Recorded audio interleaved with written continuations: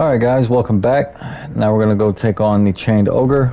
Went ahead and equipped the flame vent, and we're going to head over and we're going to check out the easy way, and then I'll kind of show you how to do it with the flame vent as well. But we're going to get the chained ogre with a stealth kill to open up the fight, and then we're going to hit him with the flame vent and kind of make it a piece of cake.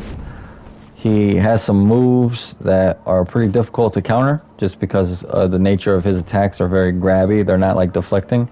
So this boss fight tends to throw some people off because it's so different than what you've been doing in the whole game.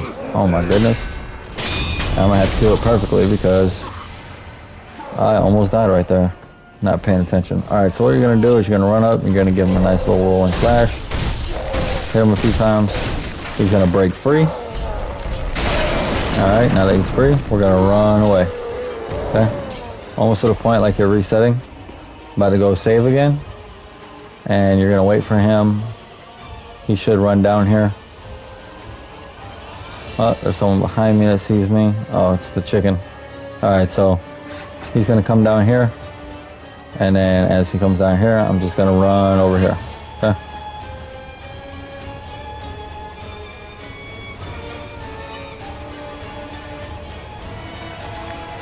And we're just gonna wait till it resets, music goes away.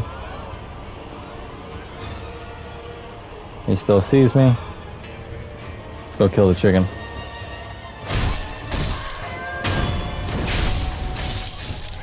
Alright, cool. So now he has completely broke contact. We're gonna go head back over.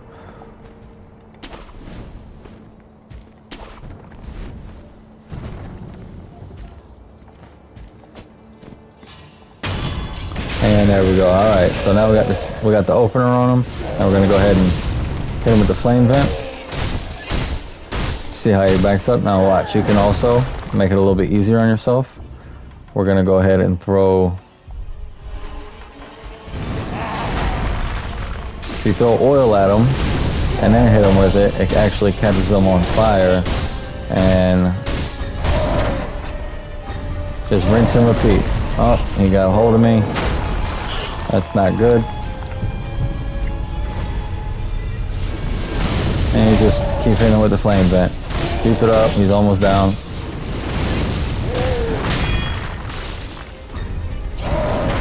Up. And he killed me. Alright, so that's definitely not how you want it to go. These grab attacks are just crazy. But the same concept. Just don't get grabbed. Don't slow down. And don't forget to bring the oil out immediately. I should have been using the oil from the start because it keeps him stun locked a little bit longer. Alternatively, you can also do the same thing just using the alcohol sugar, which will put more damage onto him and make the fight a lot shorter. So small things there, but I mean, this is Sekiro. Expect to die. Even after playing it for a while, you still make stupid mistakes like that. So we'll go ahead and just handle this again. Go ahead and give him the once over. Now he's broke free. Just run back away.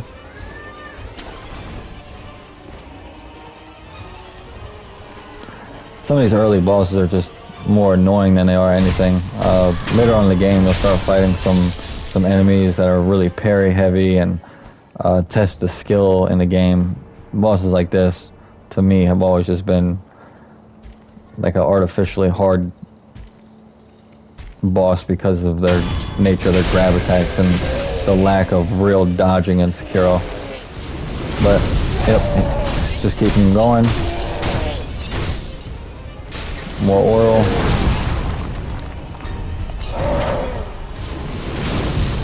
Keep hitting it with the flames. Heal up. Don't heal up twice. And you can see it's doing massive damage not only to his posture but to his health as well. So, man, this grab attack is insane.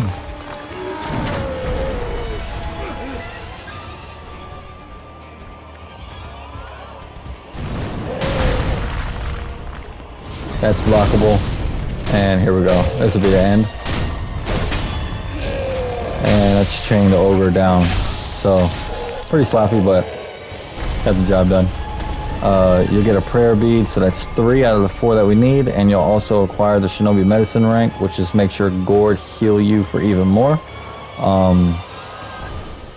A couple times you'll get some like free upgrade stuff like that throughout the game, so it's always nice because it saves you from having to purchase them in the upgrade menu. You got another spear guy here. He's going to use the thrust, so we're just going to wait for that, and then we're going to hit him with a Makiri, and that's the end of him. If you see a spear, just expect to be Makiri'd. I got oil all over me from that kill, which is pretty cool. Alright, so in this area, there's actually 2 more. So this is, to be honest with you, I haven't really found much use for it. It hasn't done anything exceptional for me, and I've never looked at it twice, but it's basically like a telescope. Alright, another gourd seed, so we can upgrade our gourd. That's always handy. Ceramic shard. Alright, so this area is surrounded with a ton of enemies, and then up there, that one that's seeing me right now, he bangs a little gong to let all his friends know that I'm here.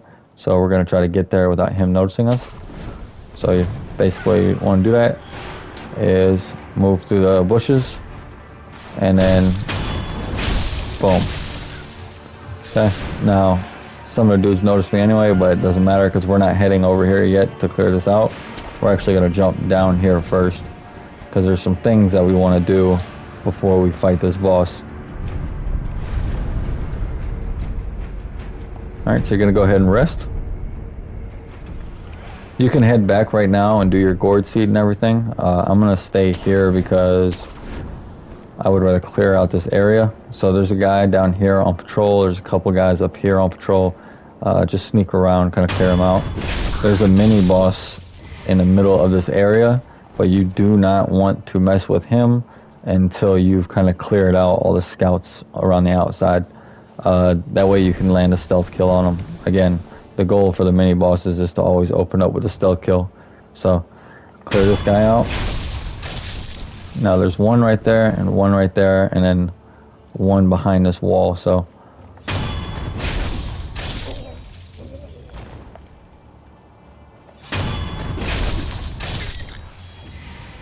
it's pretty easy to get these ones. A little bit more difficult to get some of the other ones, but again, if you get in contact with them, you can always just run away far enough to reset and finish taking all these dudes out. So not too difficult. Now there's one that's literally right next to the boss. We're gonna take him out, and then the boss is gonna start patrolling after that. We're just gonna have to catch him while he's patrolling. Let me get rid of this oil so it doesn't mess me up. Put on a Ungos. And let's go with firecrackers for this. Alright, so drop down. Boss starts patrolling. And you're going to want to catch him before he turns. And boom. Alright, so this is another sword guy. Has thrust and all that good stuff. You can jump right over that and then just punish at the end. So you always are looking to punish.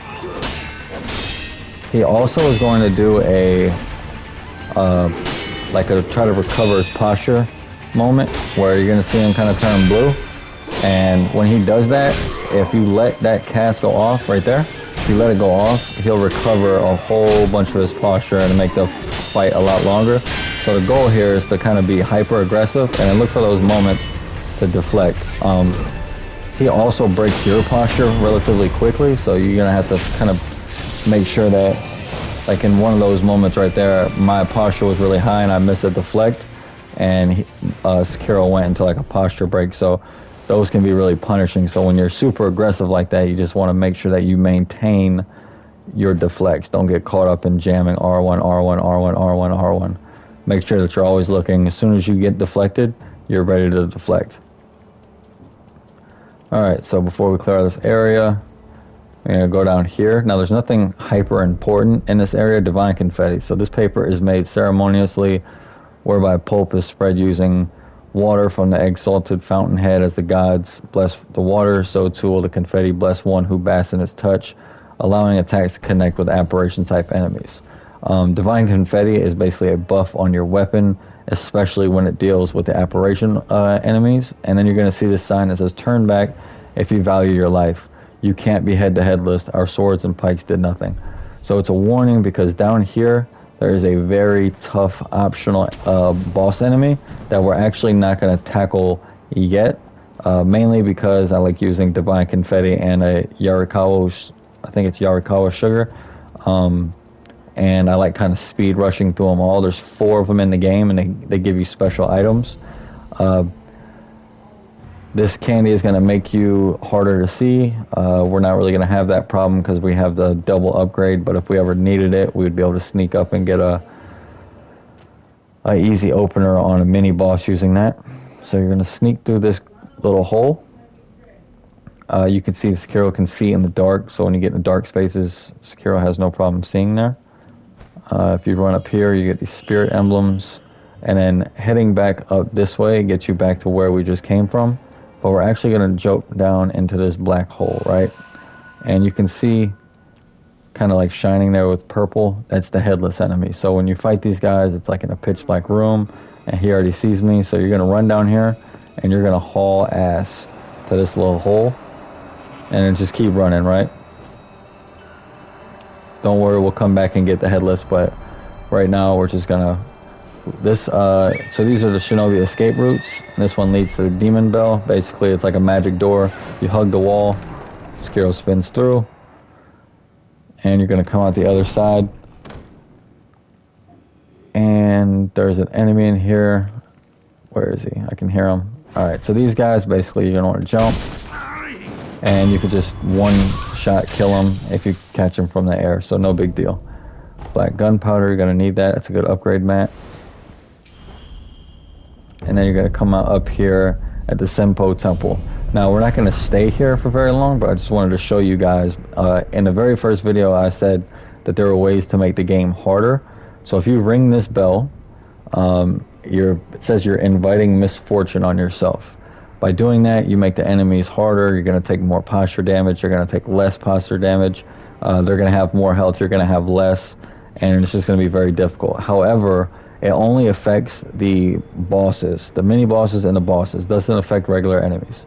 What it does affect, though, is the amount of loot, sen, and rare item drops you get. So if you're looking to farm, come here, ring the bell. It'll give you an item called the Bell Demon.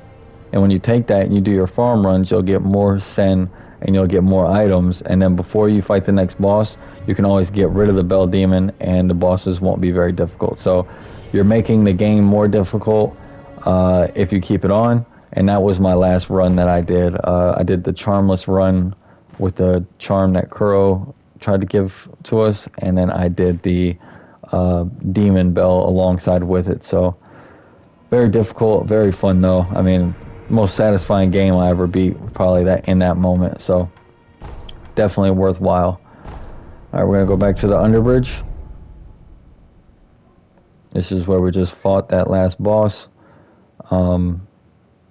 There's actually another item that I want to pick up along that same path that we just took to get to the headless. However, we're going to not see the headless again.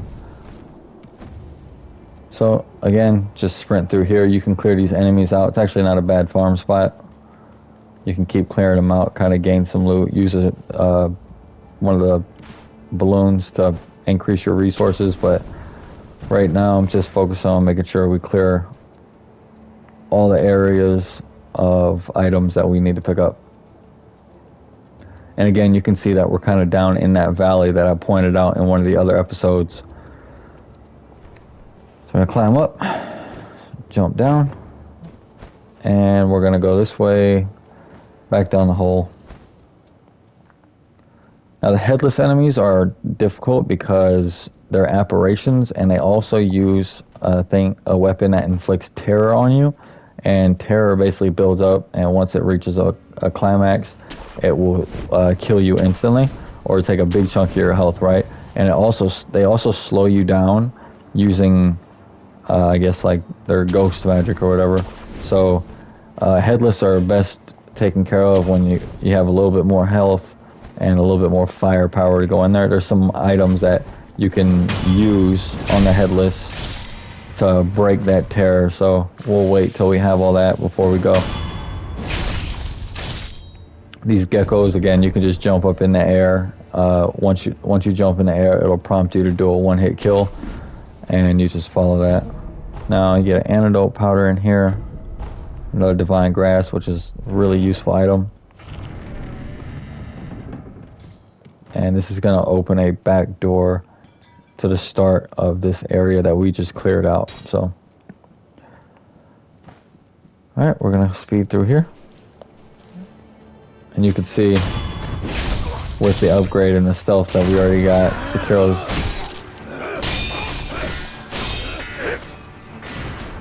Oh, wasn't trying to fight. You can hear that guy banging the bell. He's just alerting everyone that we're here. But we're not there to fight anyway. Alright, so the next section of the game, we are going to be heading down the valley. So, inside this valley, we'll get to the other side, and then that'll be the end of this episode. But this is going to be like the parkour section of the game. So, you can start seeing the screen shaking, and it's kind of like an earthquake sound. There's a very big guy in this valley that we're going to try to avoid. We'll come back and get him later because he is essential to the most difficult ending to achieve.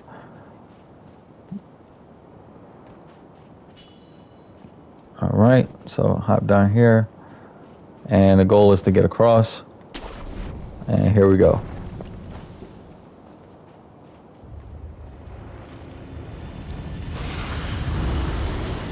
There's big ass snake. So basically, the snake is going to be looking for you, and if he catches you outside of like bushes or a cave or something, he'll slam you into the wall and stuff like that. So you're going to want to make sure to only move when he's looking in the opposite directions. And then here, it doesn't matter where he is, he'll start slamming into the wall trying to get you.